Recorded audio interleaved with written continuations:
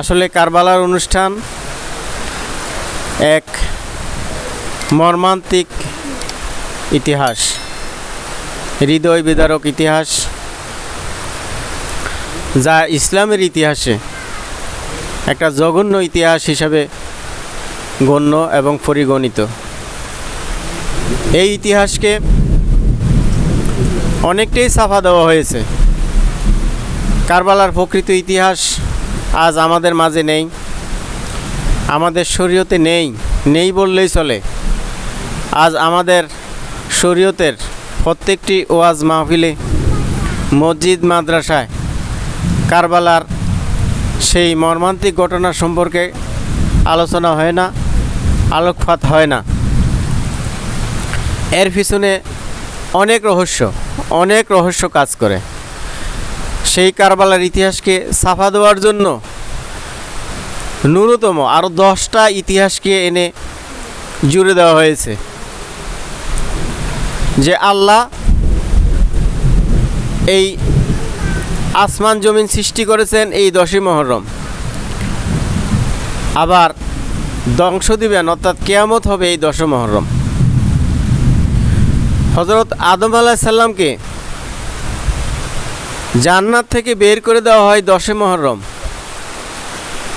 আবার এই 10 মুহররমেই হযরত আদম আলাইহিস সালামের দোয়া আল্লাহ কবুল করেন, এবং এই 10 মুহররমেই আরাফার ময়দানে হযরত আদম আলাইহিস সালাম এবং মা হাওয়া সালামের সাথে সাক্ষাৎ হয়, মিলিত হয়। এই 10 মুহররম নূহ আলাইহিস সালামের কিস্তি জমিনে ওঠে। সেই ইতিহাস আমরা জানি। নূহ আলাইহিস সালামের কাওম নূহ আলাইহিস সালামকে মানে নাই। তারপর নূহ আলাইহিস সালামের কাওমকে ধ্বংস দেওয়া হয় এবং নূহ আলাইহিস সালাম তার কতিপয় ভক্তবিন্দুকে নিয়ে নৌকায় ওঠেন। এইভাবে ইতিহাসটা রচিত আছে। এই 10ই মুহররম হযরত নূহ আলাইহিস সালাম তার ভক্তবিন্দু নিয়ে, অর্থাৎ প্লাবন শেষ হয়, তিনি জমিনে নামেন। এই 10ই মুহররম হযরত ইউনূস আলাইহিস সালাম মাছের পেট থেকে মুক্তি লাভ করেন। এই 10ই মুহররম হযরত আইয়ুব নবী, যিনি দীর্ঘ 18 বছর রোগে আক্রান্ত ছিলেন, এই 10ই মুহররম তিনি মুক্তি লাভ করেন। এইভাবে অনেকগুলো ঘটনা এই 10 মুহররমে জুড়ে দেওয়া হয়েছে। এর একটাই উদ্দেশ্য, একটাই কারণ, কারবালার ঘটনাকে ছাপা দেওয়ার জন্য, কারবালার ঘটনাকে লোকচক্ষুর অন্তরালে নিয়ে যাওয়ার জন্য। এটা হলো মেইন কারণ, মেইন উদ্দেশ্য। এছাড়া আর কোনো উদ্দেশ্য নাই। নতুবা এতগুলো কারণ, এতগুলো পয়েন্ট, এতগুলো উদ্দেশ্য, লক্ষ্য তারা কেন 10 মুহররম এনে হাজির করলেন? এটা চক্রান্তকারী, যে রসুল বিরোধী একটা চক্র কাজ করেছিল যুগ যুগ ধরে। রসুলের সামনেও তারা করেছে এবং রসুলের অবর্তমানেও তারা করেছে এবং এখন পর্যন্ত করে যাচ্ছে। এই চক্রান্তকারী মহল এই বিভিন্নভাবে, বিভিন্ন কৌশলে ইসলামের সঠিক ইতিহাসকে ছাপা দেওয়ার জন্য এই বিভিন্ন এই তারিখগুলো এনে এই 10 মুহররম জুড়ে দেওয়া হয়েছে। এর পিছনেও আরও অনেক কারণ রয়েছে। 10 মুহররমকে শুধু ছাপা দেয় নাই, তারা পুরা ইসলামের ইতিহাসকে তারা ছাপা দিতে সক্ষম হয়েছে। যেমন তারা রসুলকে হেয় প্রতিপন্ন করেছে। আমাদের বিগত নবী রসুলদের বেলায় এমন কোনো ইতিহাস নেই যে নবী রসুলদের খাটো করা হয়, কিন্তু আমাদের ইসলামের ইতিহাসে আমাদের নবীর উপরে এই ধরনের অনেক কথাবার্তা জুড়ে দেওয়া হয়েছে নবীকে খাটো করার জন্য, যেগুলো আমরা শরীয়তের ওয়াজ নসিহতে শুনি, বিভিন্ন আলোচনায় শুনি, বিভিন্ন মসজিদ মাদ্রাসার আলোচনায় শুনি। যেমন রসুল অনেকগুলো বিয়ে করেছেন, রসুল বিবি হালিমার দুধ পান করেছেন, রসুল 70 তালিওয়ালা জামা পরিধান করেছেন, রসুল ক্ষুধার জ্বালা ফেটে পাথর বেঁধেছেন, রসুল এমন অভাবে পড়েছিলেন যিনি কাফেরের কর্ম করতে গিয়ে, কূপ থেকে পানি তুলতে গিয়ে যখন বালতি ছিঁড়ে কূপে বালতি পড়ে যায়, তখন ওই কাফেরের থাপ্পড় খেয়েছেন। এইভাবে রসুলের নামে অনেক অপবাদ, যা কারোরই কাম্য নয়। এমন ইতিহাস বিগত কোনো নবী রসুলের বেলাতেও আমরা দেখি না, শুধু আমাদের নবীর বেলাতেই দেখি। মাওলা আলীর উপরেও অনেক মিথ্যা ইতিহাস তারা জুড়ে দিয়েছে। মাওলা হাসান হোসেন, মা ফাতেমার উপর অনেক মিথ্যা ইতিহাস তারা রচনা করে রেখে গেছে। এই যে ইতিহাস, মিথ্যা ইতিহাস রচিত আমাদের সামনে তুলে রাখা হয়েছে, তুলে ধরা হয়েছে, এগুলা একদিন আর দুদিনে হয়নি, শত শত বছর ধরে এগুলো হয়ে গেছে। আজ আমরা কোনো কথা বলতে পারি না, কারণ মিথ্যায় সারা জগৎ ছেয়ে গেছে। মিথ্যা এমনভাবে জগতে প্রতিষ্ঠিত হয়ে গেছে যা এখানে সত্য বলার কোনো অবকাশ নেই। আর সত্য বললে কেউ সেটাকে নিচ্ছেও না। এখন সত্য কথার কোনো মূল্যই দিচ্ছে না। এখন সবাই এক বাক্যে বলে যাচ্ছে এগুলো নতুন আবিষ্কার, এগুলো আমরা কখনো শুনি নাই, আমাদের দাদা বাপ দাদা 14 গোষ্ঠী এগুলো শুনে নাই। এই যে এখন শিয়া সুন্নি নামে দুইটা গ্রুপ হয়ে গেছে আমাদের মাঝে, এই যে দলাদলি রেষারেষি, এই যে ইতিহাস, এই যে রেষারেষির ইতিহাস, আজ আমরা সত্য কোথা থেকে পাবো, কোথা থেকে উদ্ধার করব? ইতিহাসকে বহু আগেই মেরে ফেলা হয়েছে, সত্য আজ আমাদের মাঝে নেই। এই যে ইতিহাসকে মেরে ফেলা হয়েছে, মিথ্যাকে প্রতিষ্ঠিত করা হয়েছে, এর পিছনে অনেক রহস্য। দুই একটি রহস্য বলা যেতে পারে, যেমন রসুল বিরোধী শক্তি, এটা সব সময় কাজ করেছে। এটা শুধু আমাদের নবীর বেলায় তা না, আমরা পূর্ববর্তী নবী রসুলদের ইতিহাস থেকেও আমরা জানতে পারি, তৎকালীন সময়েও যে যে নবী রসুলরা জগতে ধর্ম প্রচার করেছেন এবং তাদের কাউম তাদের সামনে যে জনগণের মাঝে তারা ধর্ম প্রচার করেছিলেন, তাদের মধ্যে একদল সেই নবী রসুলদের বিরোধিতা করে গেছে। আমরা নেটে অনেকগুলো ছবি আমরা এখন দেখতে পাই, হযরত দাউদ নবী, ঈসা নবী, মুসা নবী, এইভাবে এই ছবিগুলো যদি দেখি, স্পষ্ট প্রমাণিত হয় যে পূর্ববর্তী নবী রসুলদের আমলেও অনেক বিরোধী শক্তি কাজ করেছে। তদ্রূপ আমাদের নবীরও আমলেও বিরোধী শক্তি কাজ করেছে। এই বিরোধী শক্তি সদা সর্বদা উঁট পেতেছিল কখন নবী জগৎ থেকে বিদায় নেবেন এবং তারা ক্ষমতায় এসে যাবেন এবং তারা ইচ্ছে মতো তাদের ধর্মকে সাজিয়ে দিবেন। শুধু নামটা রাখা হয়েছে ইসলাম।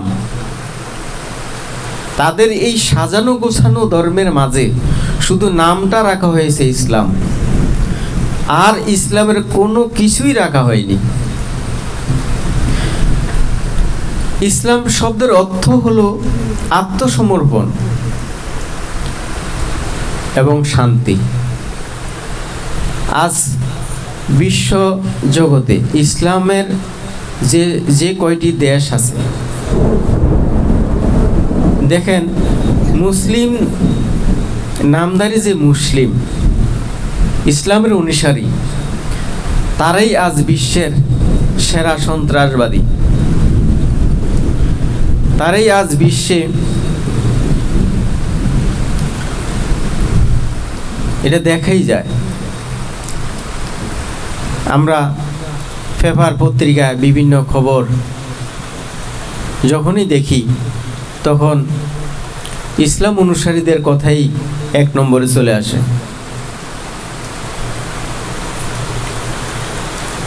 কিন্তু এমনটা তো এমনটা হওয়ার কথা ছিল না, কিন্তু কেন হচ্ছে? তা আত্মসমর্পণ ধর্ম যেটা রসুল রেখে গিয়েছিলেন, আর সেটা না রাখার কারণেই আজ এমনটা হচ্ছে। আত্মসমর্পণ আজ আমরা করছি নিরাকার আল্লাহর উপর, যে 7 আসমানের উপর আল্লাহ আসেন এবং তার উপর আমরা ঈমান ও বিশ্বাস রাখছি। কিন্তু আত্মসমর্পণ একজন নবী রাসূলের কাছে হওয়ার কথা ছিল। যেমন সূরা ফাতার 10 নম্বর আয়াতে এখানে স্পষ্ট কথা আছে যে আত্মসমর্পণের কথা, যে নবী রাসূলদের হাতে হাত রেখে যে মুরিদ হওয়ার কথা, যে বয়াত হওয়ার কথা, কিন্তু সেই বয়াত প্রথা, সেই মুরিদ প্রথা আজ আমাদের সমাজে শরীয়তে নাই। আমরা আজ কোরআন হাদিসকে মুখে মুখে পালন করি, কিন্তু কাজে কর্মে নয়।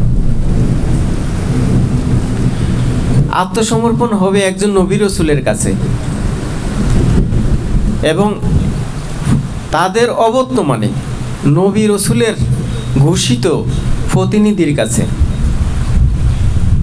এবং ওনার অবর্তমানে ওনার ঘোষিত প্রতিনিধির হাতে।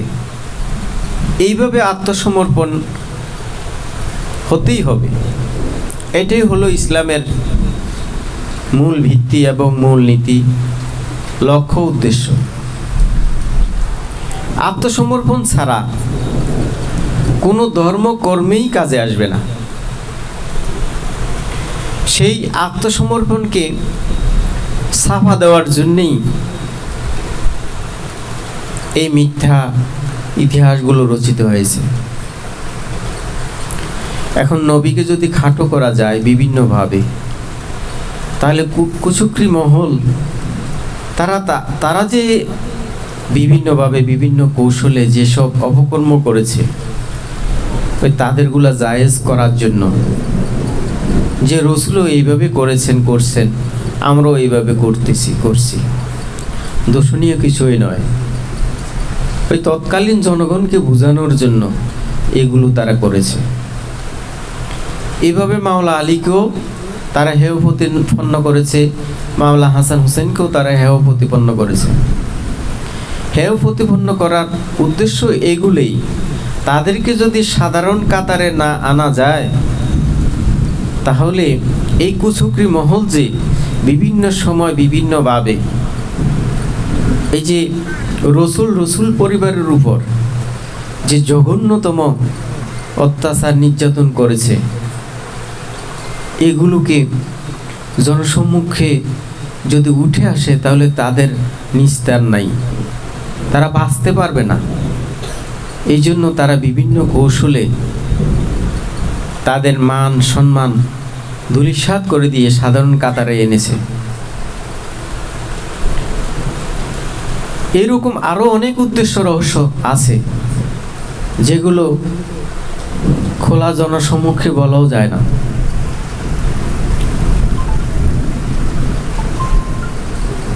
আর আমরা হলাম এমন একটা জাতি, আমরা যদিও মুখে মুখে ইসলাম মানি, কাজে কর্মে নয়,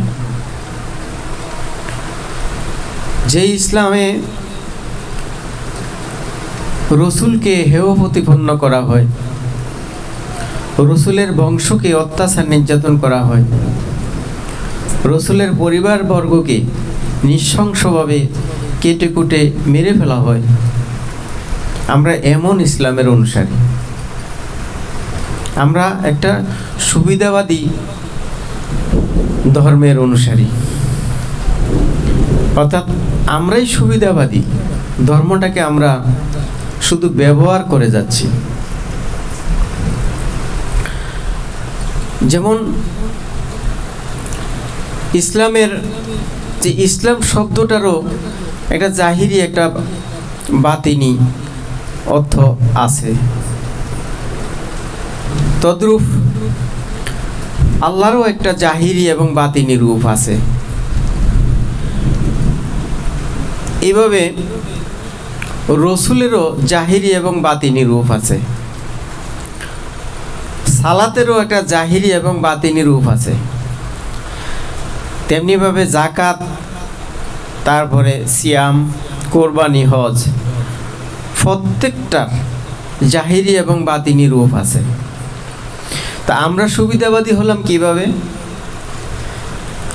আমরা শুধু একটা ফাঁস ধরে যাব, যেমন আল্লাহ নিরাকার, 7 আসমানের উপর থাকেন।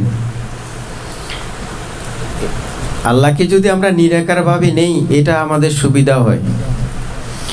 আর আল্লাহর যে জাহিরি রূপ আছে সেটাকে আমরা মানব না। জাহিরি রূপকে নিলে আমাদের সমস্যা আছে। তাহলে আমরা সুবিধাবাদী দল না। আবার সালাতের মধ্যে আমরা জাহিরি সালাতটাকে নেব, বাতিনিটাকে নেব না। এখন কিন্তু দেখেন 2 রকম হয়ে যাচ্ছে। আল্লাহর বেলায় নিলাম বাতিনি, আর সালাতের বেলায় নিলাম জাহিরি। এখানে কিন্তু বাতিনিটাকে আমরা বাদ দিলাম, আর ওইদিকে আল্লাহর জাহিরিটাকে বাদ দিলাম। এইভাবে জাকাতের জাহিরিটাকে নিলাম, বাতিনিটাকে বাদ দিলাম। কোরবানের জাহিরিটাকে নিলাম, বাতিনিটাকে বাদ দিলাম। এই কথাবার্তাগুলো আসলে বানানো না, মিথ্যা না, এগুলো কোরআন হাদিসের দলিল। সূরা হাদীদের 3 নম্বর আয়াতে আছে, হুয়াল আউয়ালু ওয়াল আখিরু ওয়াল জাহিরু ওয়াল বাতিন ওয়া হুয়া বিকুল্লি শাইইন আলিম। এখানে বলা হয়েছে আল্লাহর 2টা রূপ, একটা জাহির, একটা বাতিন। তা আপনি একটাকে নিলেন, আরেকটাকে নিবেন না কেন?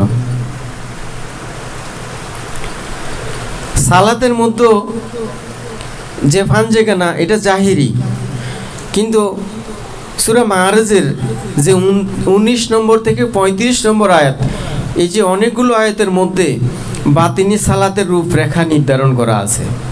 না, আমরা বাতিনিটাকে নিচ্ছেন না, আপনি শুধু জাহিরিটাকে নিলেন। তা আপনি কোন ধরনের ইসলাম মানেন?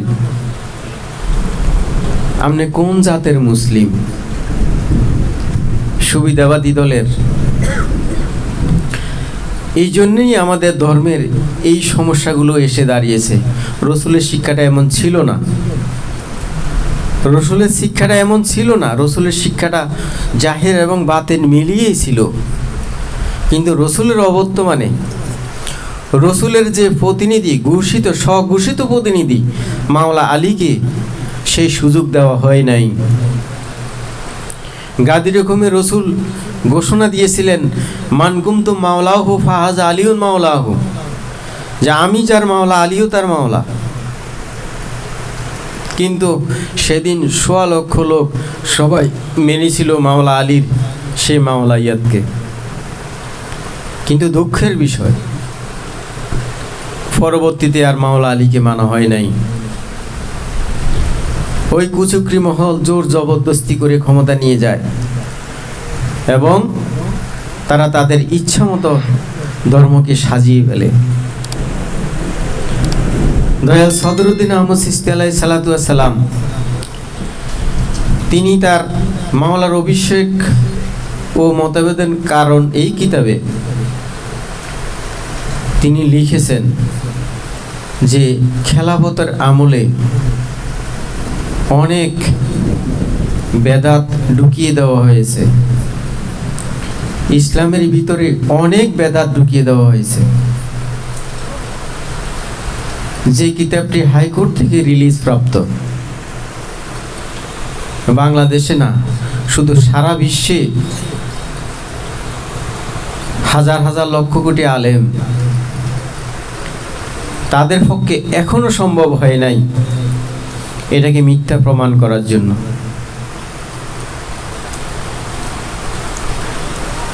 কাজেই সত্য কোথায়? মিথ্যার অন্তরালে সত্য ছাপা পড়ে আছে। সেই সুবিধাবাদীদের খপ্পরে পড়ে আজ আমরাও বিভ্রান্ত।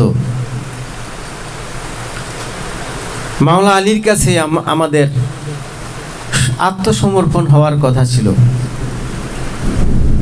কিন্তু সেটা না হয়ে গেছে আম মানুষের হাতে আত্মসমর্পণ। মাওলা হাসানের কাছে আত্মসমর্পণ না হয়ে গেছে আম মানুষের কাছে আত্মসমর্পণ। মাওলা হুসাইনের কাছে আত্মসমর্পণ না হয়ে গেছে এজিদের কাছে আত্মসমর্পণ। এখন বিবেকবান মানুষের কাছে এটাই এখন চিন্তনীয় বিষয় যে মাওলা হুসাইন আলাইহিস সালাতু ওয়াস সালাম কি করে একজন মদ্যপায়ী, পশু স্বভাবপ্রাপ্ত, ভোগী, অত্যাচারী, ইসলামদ্রোহী এমন একটা জঘন্য ব্যক্তির কাছে মাওলা হুসাইন কি করে আত্মসমর্পণ করেন? আত্মসমর্পণ তো কখনো নিচে হয় না।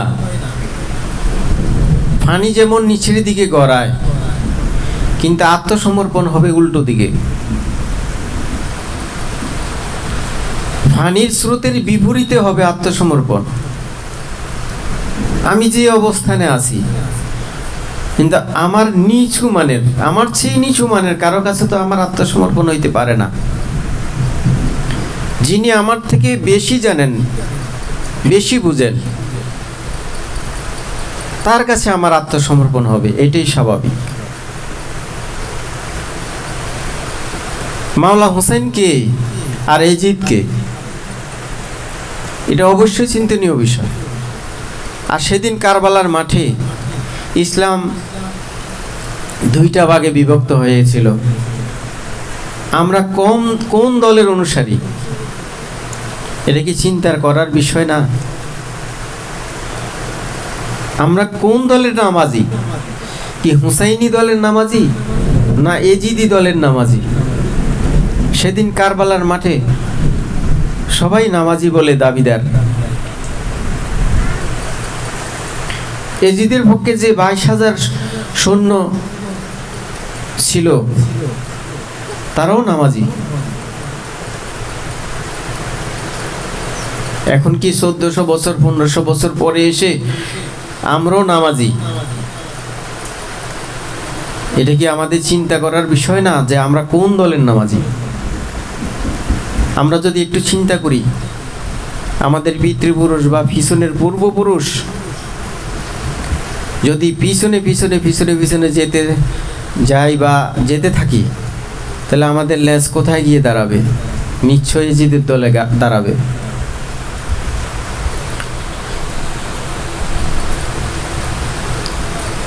সম্মানিত উপস্থিতি, আসলে তরিকতের লোকেরা যারা ন্যূনতম তরিকতকে মানে, তারা কম বেশ এই বিষয়গুলো জানে, আর অন্যদের বিষয়টা আলাদা। কিন্তু আমরা যারা তরিকত করি, আমাদের অবশ্যই বুঝতে হবে, অবশ্যই কিছু না কিছু মানতে হবে। নতুবা শুধু আসলাম আর খাইলাম আর গেলাম,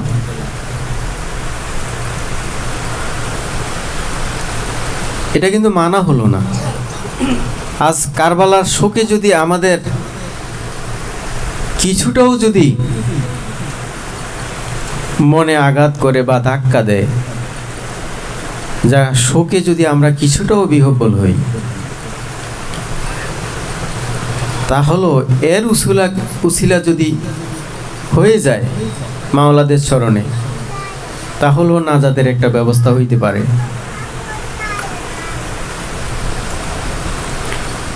মাওলা হুসাইন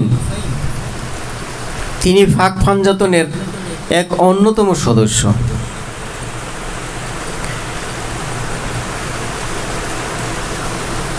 ফাঁক ফানজাতন ইসলামের মূল ভিত্তি,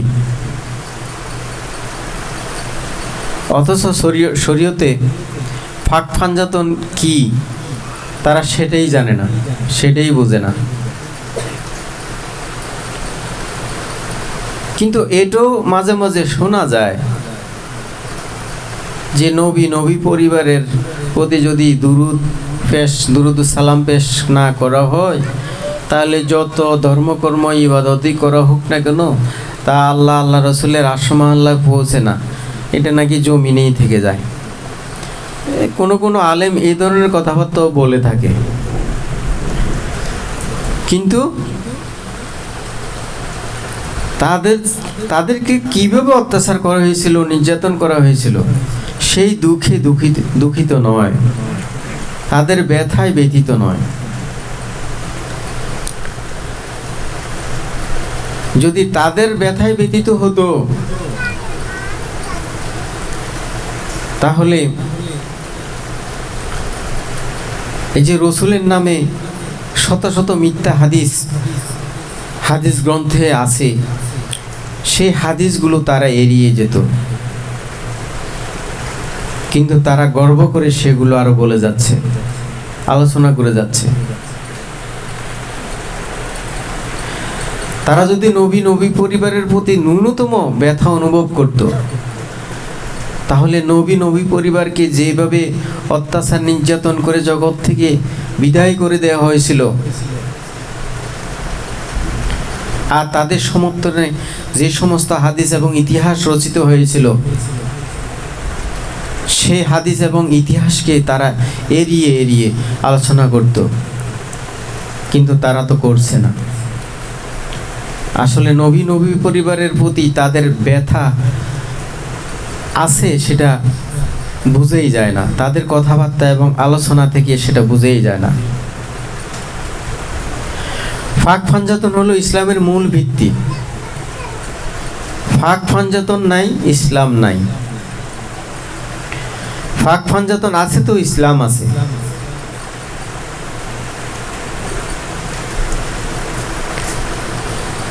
রসুল বলেছেন, আলীও এবং আমি একই নূরের দুই খণ্ড। হয় কোনো কাজ আলী করে, না হয় আমি করি, অথবা কোনো কাজ আমি করি, নতুবা আমার পক্ষ হয়ে আলী করে।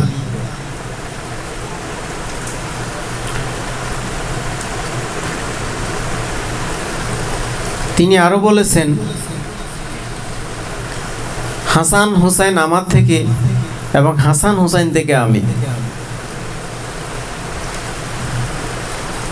তিনি আরো বলেছেন, মা ফাতেমা আমার শরীরের এক টুকরো গোস্ত,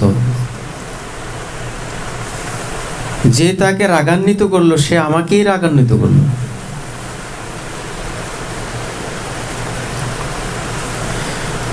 এখন আমরা কাল হাসরের মাঠে যখন উঠব,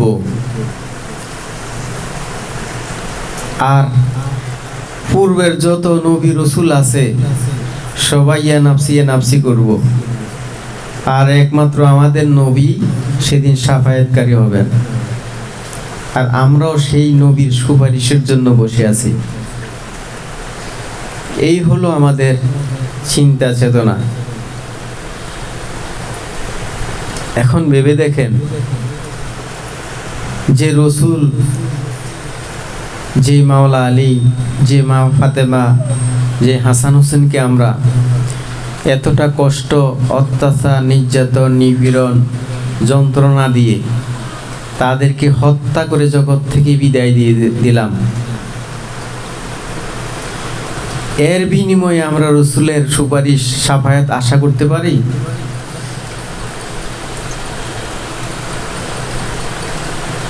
এই বিবেক বুদ্ধি কি আমাদের আছে? যে নবীর উপর, যে নবী রসুলের উপর, যে নবীর আহল পরিবারের উপর দুরূদ সালাম পেশ না করলে কোনো ইবাদতে কবুল হয় না, এটা আপনারাও স্বীকার করেন। কিন্তু এটা স্বীকার কেন করেন না? এটাকে কেন লুকিয়ে রাখছেন? যে মাওলা আলীকে মসজিদে কুপিয়ে হত্যা করা হলো, মা ফাতেমার ঘরে আগুন দিয়ে হত্যা করা হলো, হাসান হোসেনকে কত অত্যাচার নির্যাতন করে হত্যা করা হলো, এগুলো কেন জনসম্মুখে আসে না? এবং তাদের ব্যথায় ব্যতীত কেন আমরা হই না? তো যাদের ব্যথায় ব্যতীত হই না, কিন্তু তাদের সুপারিশের জন্য আমরা বসে আছি। কি সুন্দর আমাদের ফয়সালা!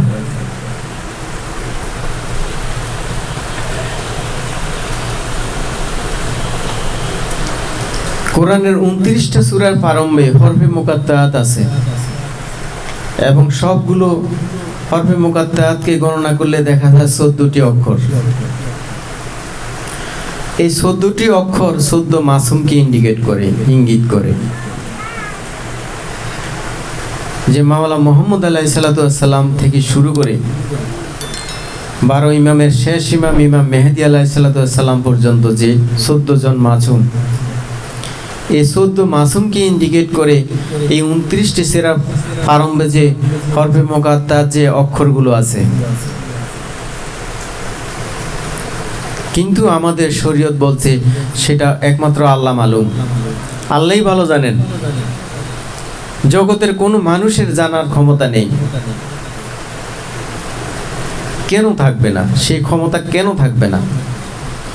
কোরআন কার জন্য? কোরআন কার জন্য? শুধু আল্লাহর জন্য? তা আল্লাহর জন্য যদি কোরআন হয়ে থাকে আর আল্লাহই যদি ভালো জানেন, তাহলে মানুষের হেদায়েত কোথায় থাকবে? কোরআন তো মানুষের হেদায়েতের জন্য, রসুলের উম্মতের জন্য। তাহলে রসুলের উম্মতের জন্য যদি কোরআন হেদায়েত হয়, আর কোরআনের ভাষা একমাত্র আল্লাহই জানবেন আর উম্মতগণ জানবেন না, এটা কেমন ধরনের কথা হলো? আসল কথা হলো এই সত্যকে ছাপা দেওয়া হয়েছে, এই সত্যকে লোকচক্ষুর অন্তরালে নিয়ে যাওয়া হয়েছে। কেন? এই সত্য যদি জগতে প্রকাশিত হয়ে যায়, আর তারা যে এই 14 মাসুমকে বিভিন্নভাবে অত্যাচার নির্যাতন নিপীড়ন করেছিল, সেই সত্য জনসম্মুখে ধরা পড়ে যাবে। এটা হলো মূল কারণ, আর কোনো কারণ থাকতে পারে না। এই 14 মাসুমকে মানতে হবে, এই 14 মাসুমের কাছে আত্মসমর্পণ করতে হবে। যেমন রসুলের কাছে আত্মসমর্পণ করেছিল, মাওলা আলীর কাছে 1,00,000 লোক সেদিন বায়াত হয়েছিল, মুরিদ হয়েছিল সেই গাদিরে খুমে। সেই ধারাবাহিকতায় মাওলা হাসানের কাছে মুরিদ হওয়ার কথা ছিল, সেই ধারাবাহিকতায় মাওলা হুসাইনের কাছে মুরিদ হওয়ার কথা ছিল। তারা তো ওই দিন তাদের হাতে মুরিদ হয় নাই এবং তাদেরকে বিভিন্নভাবে অত্যাচার নির্যাতন করেছিল। আর এই জন্যই এই হরফে মুকাত্তাআতকে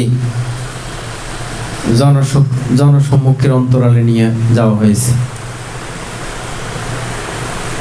এটাই মূল কারণ।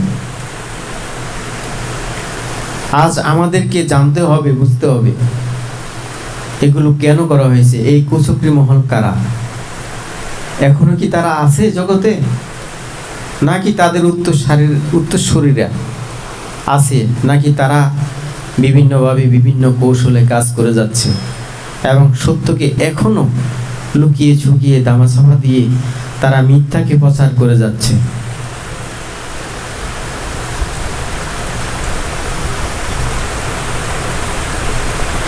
আল্লাহর যদি দুইটা রূপ থাকে, তাহলে জাহির রূপ তো রসুল, সেটা তো সূরা নেসার 150-151 নম্বর আয়াতে স্পষ্ট দলিল করা আছে। রসুল যদি আল্লাহর জাহিরি রূপ হয়, তাহলে রসুলের কাছে মুরিদ হওয়া কি অন্যায়?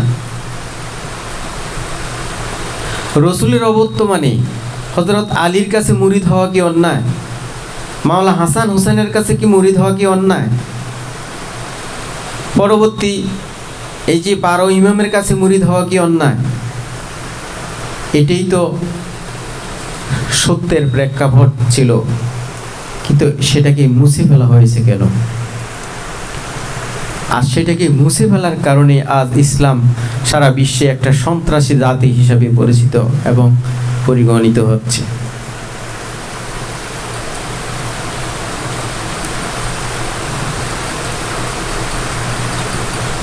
মা ফাতেমার সাথে তাদের কি শত্রুতা ছিল? মা ফাতেমা তাদের কি এমন কি ক্ষতি করেছিল? সেদিন মা ফাতেমার ঘরে আগুন দেওয়া হয়েছিল।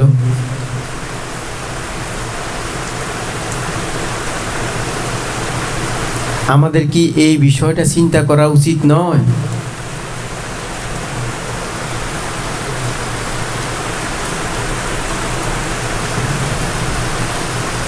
আমরা চিন্তা করি কই?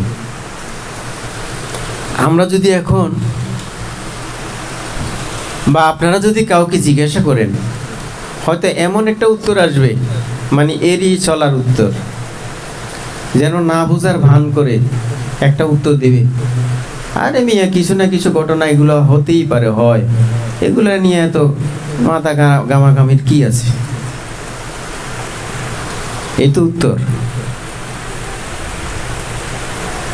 কিন্তু এটাও বুঝতে হবে যে মা ফাতেমা, মাওলা আলী হাসান হুসাইনের সুপারিশ ছাড়া কাল হাসরের মাঠে বাঁচার কোনো উপায় নাই। এবং মা ফাতেমা যদি বলে, কারবালার ঘটনাকে উল্লেখ করে, এবং তার বাবাকে যদি বলে যে কারবালার মাঠে যারা এবং যাদের উত্তরসূরিরা এই ঘটনা ঘটিয়েছে, তাদের পক্ষে আপনার সুপারিশ আমি আশা করি না। মা ফাতেমা যদি সেদিন বলে, রসুল সেদিন সুপারিশ করবে? আশা করতে পারেন?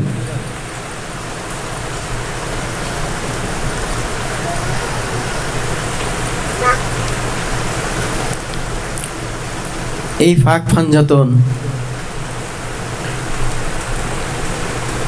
এই 29টা সূরার, শুধু 29টা সূরার প্রারম্ভে আছে তা না, এই 30 কোরআনটাই ফাঁক ফাঞ্জাতনকে ঘিরে এবং তাদের প্রতিনিধিদেরকে ঘিরে।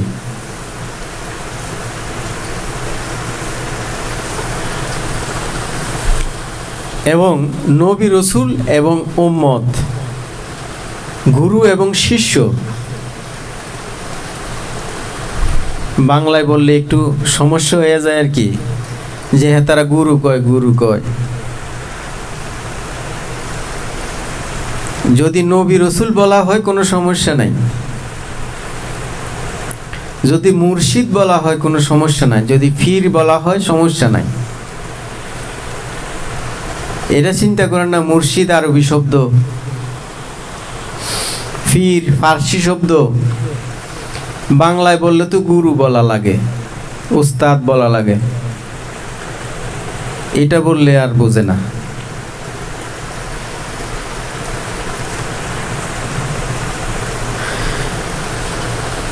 এখন এই যে আত্মসমর্পণের ধর্ম, এই আত্মসমর্পণের ধর্মের ভিতরেই যত গোলযোগ, শুধু যে আমাদের এখানেই না, সব জায়গায় আছে।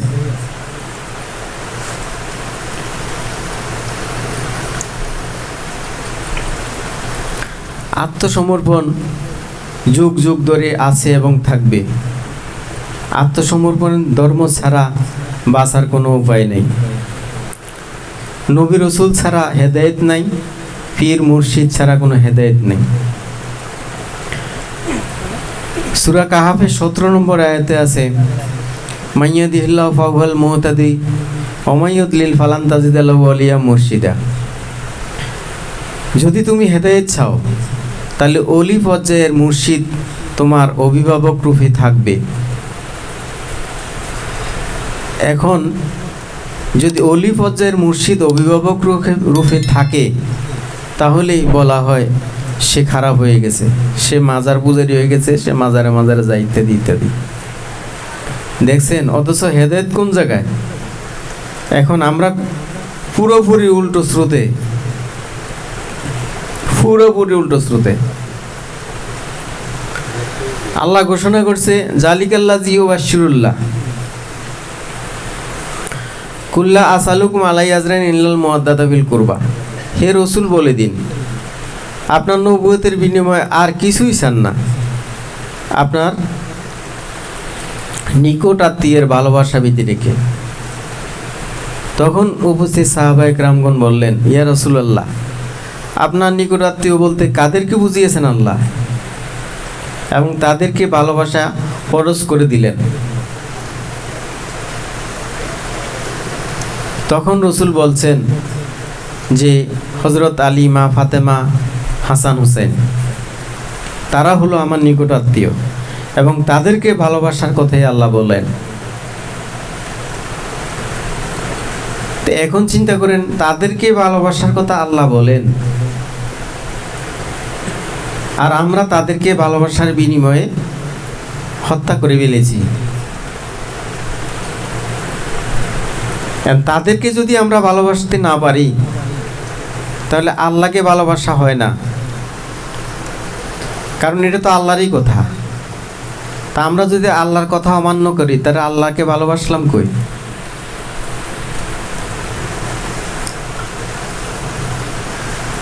আর এই যে কুচক্রী মহল, তারা যে কতটা নিষ্ঠুরতা তারা দেখিয়েছে,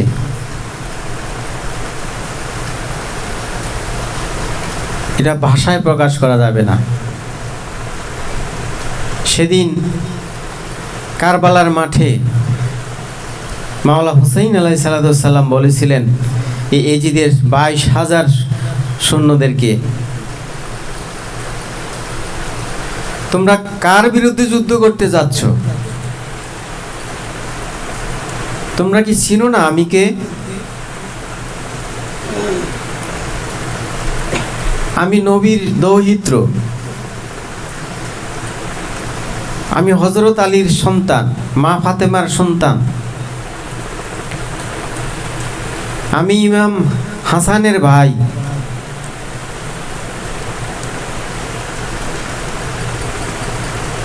তোমরা কি আমার মাঝে এমন কোনো একটি দোষ খুঁজে পাও যার কারণ তোমরা আমার বিরুদ্ধে যুদ্ধ করতে এসেছো? তোমাদের মাঝে কি একজন মুসলমানও নেই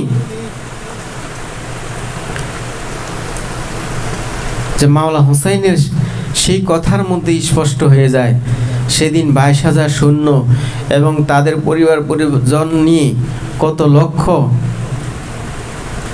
কত হাজার লক্ষ জনতা, অথচ একজন মুসলমানও ছিল না সেদিন।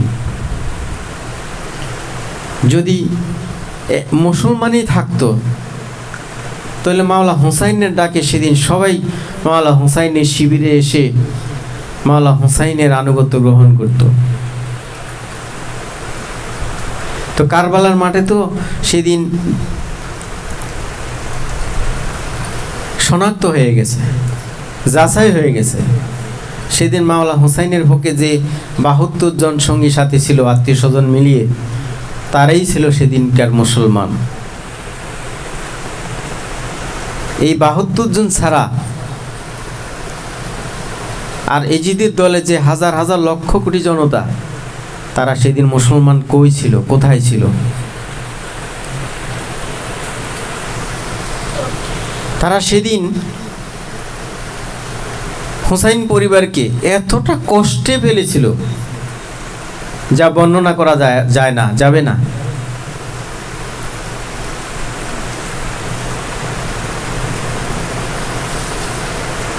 তারা হোসাইন পরিবারের পানি বন্ধ করে দিয়েছিল, ফোরাত নদী অবরুদ্ধ করেছিল।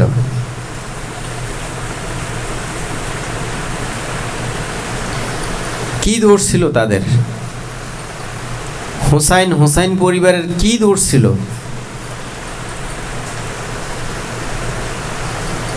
তাদের একটাই দোষ, তারা ইজিদের আনুগত্য গ্রহণ করে নাই। তো ইজিদের আনুগত্য গ্রহণ করবে বা কি করে?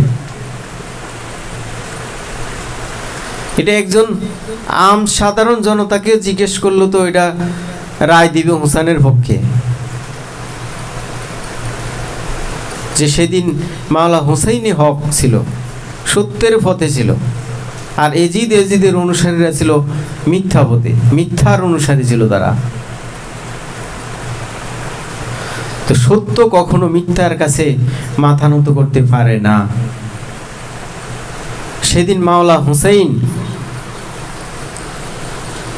সপরিবারে জীবন দিয়ে সারা বিশ্বের ইতিহাসে এক অনন্য নিদর্শন রেখে গিয়েছিলেন, যে দেখো সত্যের জন্য আমরা সপরিবারে জীবন দিতে পারি, তারপরও মিথ্যার কাছে আমরা আনুগত্য গ্রহণ করতে পারি না। সেদিন কারবালার মাঠে লড়াই হয়েছিল সত্য এবং মিথ্যার।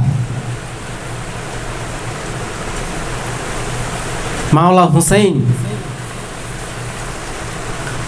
তিনি সত্যের প্রতীক ছিলেন, আর এজিদ সে ছিল মিথ্যার প্রতীক। সত্য এবং মিথ্যার লড়াই হয়েছিল সেদিন। এখানে ধর্মকে এজিদ বাহিনী ডাল হিসাবে ব্যবহার করেছে। পরবর্তীতে এজিদ এবং এজিদের অনুসারীরা জনগণের কাছে খতবা দিয়েছিল বিভিন্নভাবে, বিভিন্ন কৌশলে। কোরআন এবং হাদিসের রেফারেন্স দিয়েছিল যে না, আমরা ইসলাম মানি, ইসলামের অনুসারী, আমরা আল্লাহ মানি, রসুল মানি, সব মানি। কাজেই ধর্মকে সেদিন তারা ঢাল হিসাবে ব্যবহার করেছিল। আজও আমাদের দেশে, সারা বিশ্বে একটা শ্রেণী আছে ধর্মকে ঢাল হিসাবে ব্যবহার করে তারা বিভিন্ন আলাপ আলোচনা এবং বক্তৃতার মঞ্চ সাজিয়ে থাকে। আসলে প্রকৃত ধর্ম তাদের কাছে নেই। যে ইসলাম তো আত্মসমর্পণ, সে আত্মসমর্পণের ধর্ম তাদের কাছে নেই।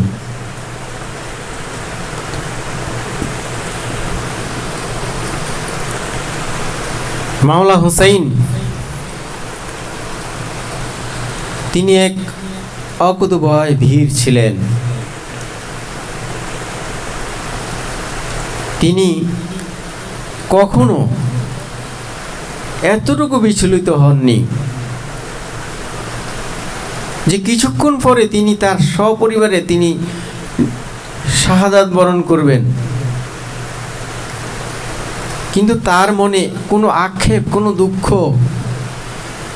কোনো কিছুই তাকে গ্রাস করতে পারে নাই।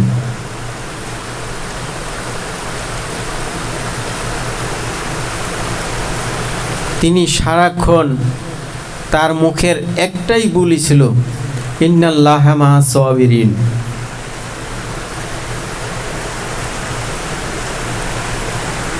তিনি তার পরিবারের সকল সদস্যদের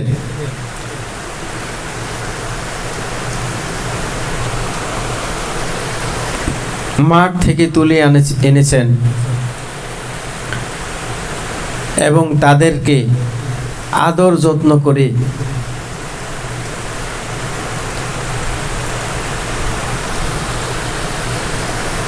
অত্যন্ত আদর যত্ন করে তিনি তাদেরকে নিজের সান্নিধ্যে নিয়েছিলেন। তিনি কখনো এতটুকু বিচলিত হননি।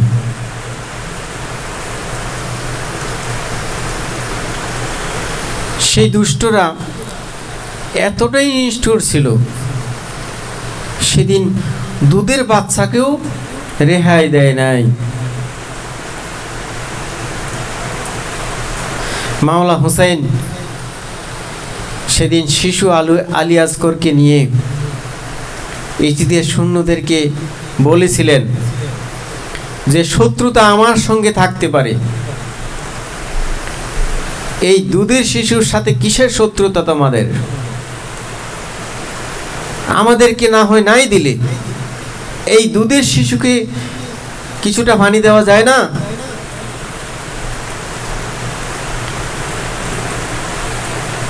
কিন্তু পানির বদলে এই দুষ্ট দুরাচাররা সেদিন শিশু আলী আসগরকে একটা তীর নিক্ষেপ করেছিল। সেই তীরের আঘাতে শিশু আলী আসগরের গলা বিঁধে এবং দেহ থেকে মাথা আলাদা হয়ে যায়। মাওলা হুসাইন এক হাতে শিশু আলী আসগরকে ধরেন, আরেক হাতে তিনি রক্তগুলো হাতের কোষ ভর্তি করেন এবং উপরের দিকে আকাশের দিকে ছুঁড়ে ফেলেন এবং বলেন, হে আল্লাহ, আমার এই দুগ্ধ শিশুর কোরবানি তুমি কবুল করে নাও।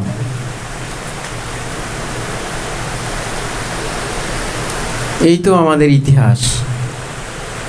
সেদিন এই নামধারী ইসলামের অনুসারীগণ, এই নামধারী রসুলের উম্মতগণ এই কারবালার মাঠে রসুলের বংশ নির্বংশ করার যে রক্তের হোলি খেলায় তারা মেতেছিল,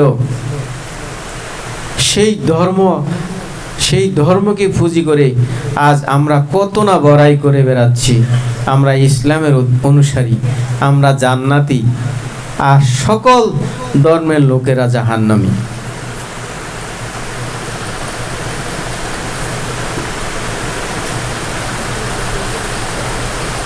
অথচ রসুল বলেছিলেন যে আল্লাহ পাইতে হলে আমাকে যেমন ভালোবাসতে হবে,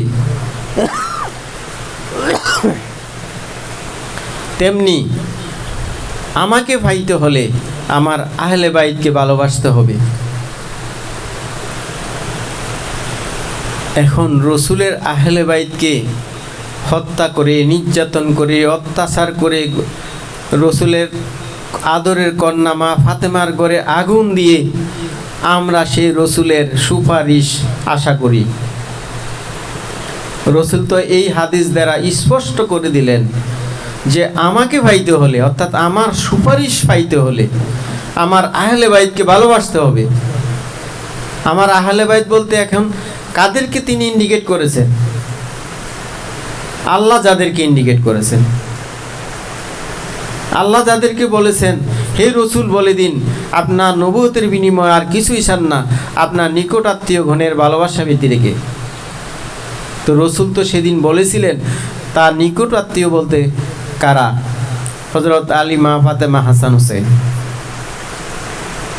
সেই হজরত আলী, মা ফাতেমা, হাসান হোসেনকে মেরে হত্যা করে রসুলের সুপারিশ আশা করা যায়?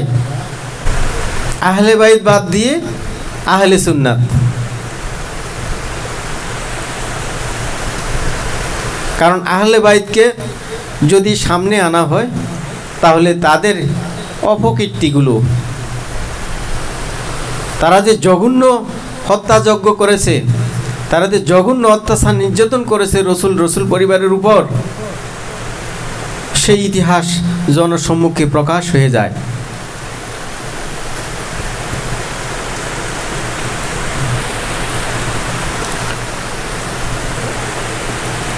আজ আমরা ইতিহাসের সত্যতা কোথায় পাব?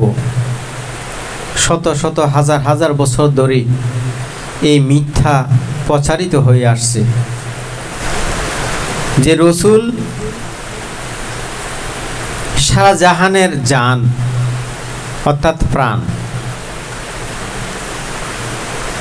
রসুল বলেছেন আনা মিন নূরিল্লাহ খালকু কুল্লু মিন নূরি, যে আমি আল্লাহ নূর আর আমার নূর থেকে বিশ্বজগৎ। তাহলে 18,000 মখলুকের জান হলো নবী মুহাম্মদ আলাইহিস সালাম।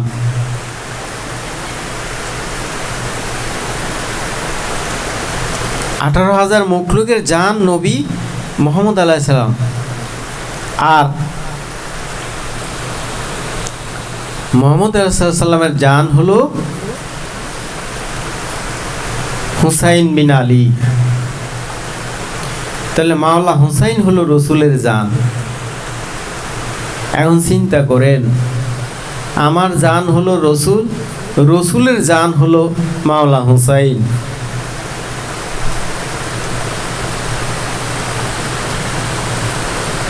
তাহলে মাওলা হুসাইনকে তো আমরা জগৎ থেকে বিদায় করি নাই, আমরা রসুলকে জগৎ থেকে বিদায় করে দিলাম। এটা তো স্পষ্ট দলিল।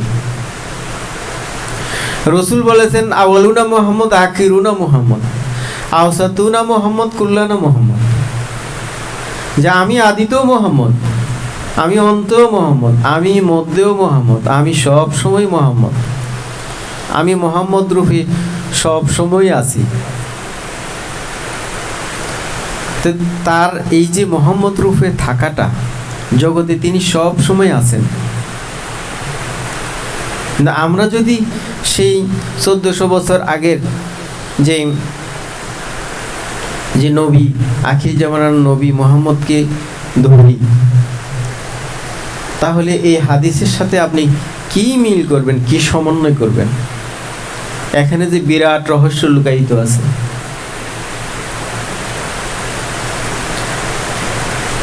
তাহলে বুঝতে হবে রসুলের যোগ্য প্রতিনিধিগণ যুগ যুগ ধরেই মুহাম্মদ রূপে আছেন।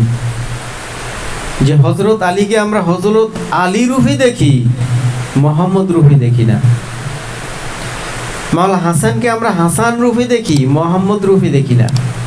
মাওলানা হুসাইনকে আমরা হুসাইন রূপে দেখি, মুহাম্মদ রূপে দেখি না। সেভাবে 12 ইমাম, ইমাম জয়নুল আবদিন, ইমাম বাকের আলাইহিস সালাম, ইমাম মুসা কাজেম, ইমাম আলী রেজা, ইমাম তাকি, ইমাম নাকি, ইমাম হাসান আসকুরি, ইমাম মেহেদী আলাইহিস সালাম, এই যে 12 ইমাম সবাই তো মুহাম্মদ। তাদের মাঝেই নবী মুহাম্মদ। তাদেরকে আলাদা করলে আর নবী মুহাম্মদ থাকেন না। পরবর্তীতে আহলে বাইতের দ্বারা চলে যায় হক্কানে কামেল ওলিদের মাঝে। আহলে বাইতের 2টা ধারা, একটা হলো রক্তের আর একটা হলো গুণের। এখন রক্তের ধারাও জগতে আছে, গুণের যা ধারাও জগতে আছে, নাই সেটা বলা যাবে না।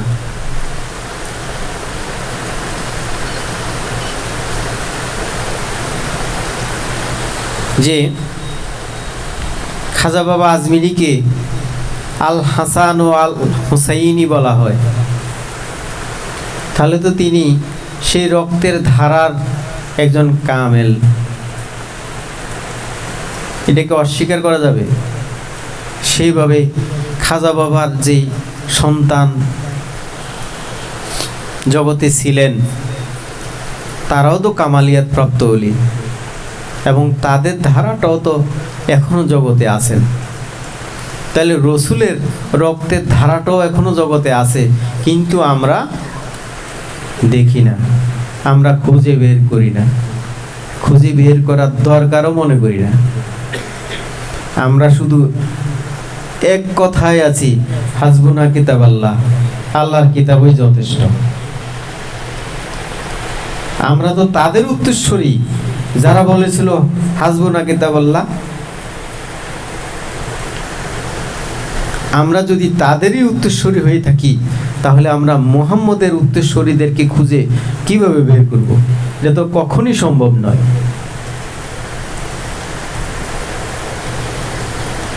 আবার গুণের ধারাটাও জগতে আছে। রসুল বলেছিলেন সালমান ও মিন্নি আহলে বাইত, যে সালমান ফার্সিও আমার আহলে বাইত।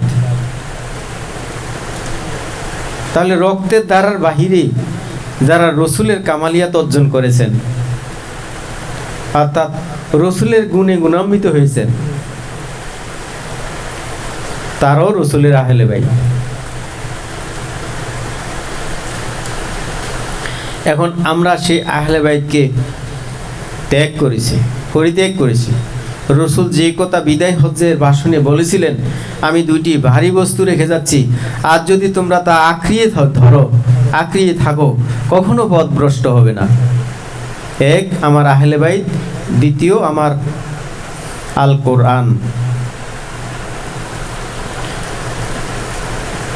সেই আহলে বাইতের ধারা এখনো জগতে আছে, কিন্তু আমরা মানি না। আমরা যুগে যুগে সে আহলে বাইতের সাথে আমরা শত্রুতা বজায় রেখেছি। আজও আহলে বাইতের সাথে শত্রুতা বজায় রেখে নবীকে ভালোবাসা হয় না। নবীকে ভালোবাসতে হলে তার আহলে বাইতকে ভালোবাসতে হবে।